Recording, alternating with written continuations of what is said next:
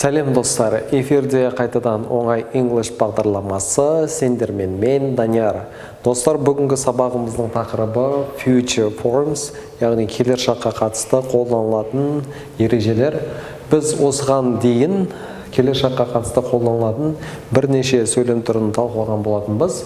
Олар present simple, present continuous, future simple, future continuous, future perfect continuous, first conditional және 8-ші phrases. Бүгінгі сабағымызда біз аталған phrases, яғни келер шаққа қатысты қолданылатын тіркес түрлерімен танысатын боламыз. Ендеше кеттік. Бірінші тіркес be about to, яғни енді іске асайын деп жатқан іс-әрекеттерді білдіру үшін қолданылатын тіркес. Мысалға, it is about to rain, қазір жаңбыр жауы мүмкін, вот-вот пойдет дождь. Немесе I was about to say, мен енді айтайын деп тұрған едім. Чуть не сказал деген мағынадағы сөйлем. Екінші тіркес be due to, жақшаның ішінде timetabled, яғни арнайы кестеге, расписаниеге сай іске асатын іс-әрекетті келер шақта біз осы тіркес арқылы береміз. Мысалға, the students are due to come at this time. Студенттер расписание бойынша осы уақытта келу керек деген сөйлем. My sister is due to clean the house. Менің әпкем үйді жинайды. Келесі тіркес be likely to, яғни 70%-ға іске асу мүмкіндігі бар іс-әрекет. Мысалға, I'm likely to go to school in 20 minutes. Мен 20 минуттың ішінде мектепке бару мүмкін. Is it likely to snow today? Бүгін қар жаууы мүмкін бе? Келесі тіркес be set to, яғни бір нәрсені істеуге дайын болу. Мысалға, we are set to play, біз ойнауға дайынбыз. Немесе, is she set to answer, она готова отвечать, ол жауап беруге дайын ба? Келесі тіркес be looking forward to verb ing.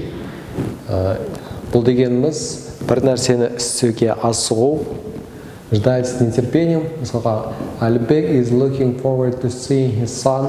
Әлібек өзінің ұлын көргенше асығуда. Немесе екінші сөйлем, are you looking forward to having lunch? Сен түскі асты ішуге асығып жатсың ба? Келесі тіркес be thinking of verb ing, яғни бір нәрсені жасау туралы ойлау. Мысалға, she is thinking of applying for Harvard University. Яғни ол Гарвард университетіне тапсыру туралы ойлануда. Келер шақта іске асу мүмкін жағдай. Немесе I'm not thinking of getting away.